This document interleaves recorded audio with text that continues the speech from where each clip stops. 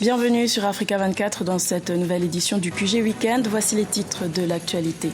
Fin de la crise post-électorale en Gambie. Le président sortant Yahya Jammeh se résout à quitter le pouvoir après une ultime médiation menée par les présidents guinéens et mauritaniens. En Côte d'Ivoire, une série de grèves et de mutineries ont marqué le pays ces dernières semaines. Le Front populaire ivoirien, principal parti d'opposition, dénonce le manque de cohésion nationale. Nouvelle dépréciation du franc congolais en République démocratique du Congo. Quelles sont les mesures prises par la Banque centrale du Congo face à cette récession? Élément de réponse dans cette édition.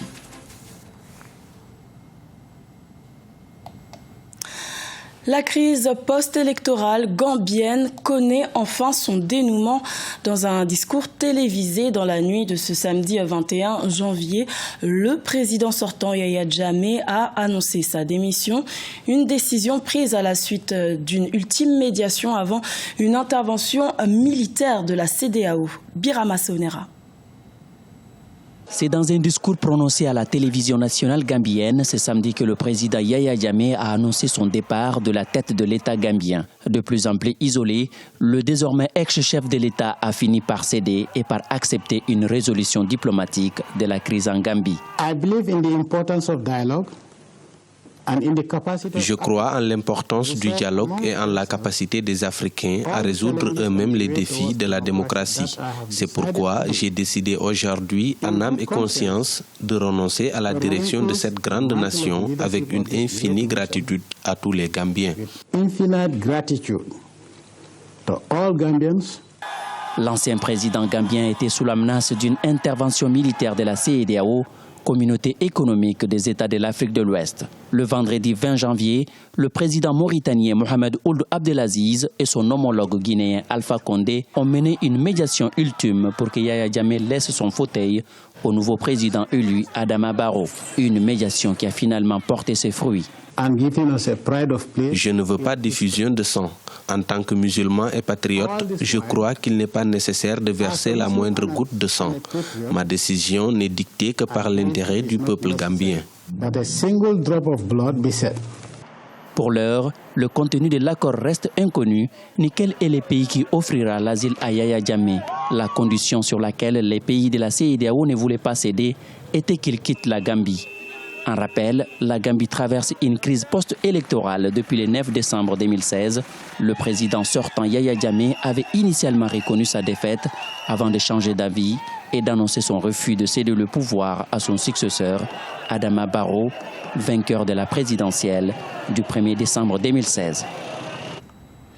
En Côte d'Ivoire, le principal parti d'opposition, le FPI, n'a pas manqué de réagir face à la crise sociopolitique que traverse le pays.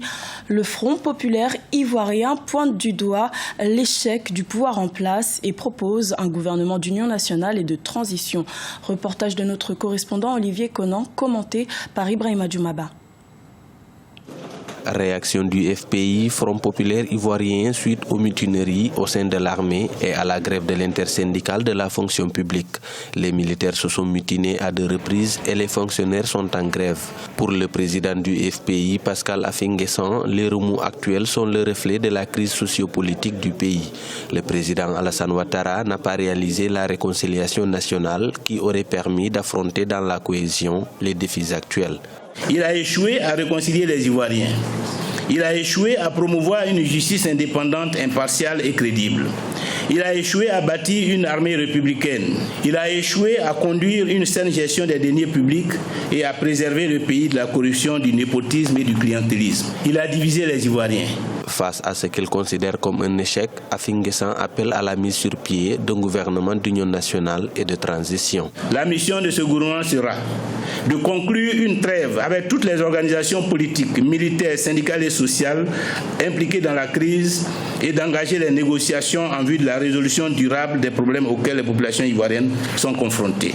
D'organiser les États généraux de la République pour fonder la réconciliation nationale, proposer des réparations sans discrimination pour toutes les victimes des graves événements que le pays a connus ces 20 dernières années, ainsi que tous les moyens pouvant contribuer à guérir les traumatismes subis. de procéder à la réécriture de la Constitution. Pascal Affi-N'Guessan réclame également la libération des prisonniers politiques et le retour des exilés. Pour le Front populaire ivoirien, c'est à ce prix que la Côte d'Ivoire retrouvera la paix et la stabilité. En République démocratique du Congo, le franc congolais subit une nouvelle dépréciation face au dollar américain après une courte période d'accalmie. Alors comment la Banque centrale du Congo prévoit-elle de faire face à cette situation? Élément de réponse dans ce reportage de Jacques Amboka, commenté par Deogracias Podo. RDC, une nouvelle dépréciation du franc congolais. Après le bon comportement constaté pendant quelques jours, soit du 13 au 17 janvier où la monnaie locale s'est négociée autour de 11 000 francs pour $1, le franc congolais a chuté à 1290 francs ce jeudi 19 décembre, alors que la veille, il se négociait à 1250 francs. Une situation qui torpille les efforts fournis par la Banque centrale du Congo, qui a mis en place une série de mesures lors de son dernier comité de politique monétaire, tenu le vendredi 13 janvier à Kinshasa. Nous avons été conduits à prendre ces mesures de politique conjoncturelle pour la stabilisation du cadre macroéconomique en décidant de l'intervention sur le marché de change. Nous avons également décidé de la réunification de plusieurs comptes dans un seul compte du Trésor. Donc, cela nous a conduit à préconiser la fermeture des comptes de l'État qui sont éparpillés dans les banques commerciales. Plusieurs facteurs définissent le marché des changes en République démocratique du Congo, à savoir la chute des cours des matières premières, la non-diversification de l'économie, la faible ou l'absence de production locale qui impose au pays des dépenses considérables pour l'importation des denrées alimentaires. Cependant, certains économistes estiment que la construction d'un marché d'échange par la Banque centrale aiderait à maîtriser en tant soit peu la situation. La Banque centrale devrait construire dans ce pays un véritable marché d'échange et tisser ce marché de telle sorte qu'il soit ce qu'on appelle techniquement le marché interbancaire, dans lequel la monnaie nationale peut avoir la chance d'acquérir ou de conquérir sa convertibilité. Après une période de plus de 5 ans marquée par une stabilité relative de la monnaie nationale autour de 920 francs congolais le dollar, le taux de change a dépassé le cap de 1200 et 1260 en 2016. Pour contenir l'inflation, la Banque centrale du Congo est intervenue à 3 reprises au cours de l'année 2016 en injectant une somme globale de 250 millions de dollars américains. Également dans l'actualité, en Algérie, une conférence nationale se tiendra mi-février à Biskra pour améliorer le travail et la performance des inspecteurs de l'éducation nationale. Une démarche qui s'inscrit dans la formation des enseignants à mieux prendre en charge les difficultés d'apprentissage chez les élèves.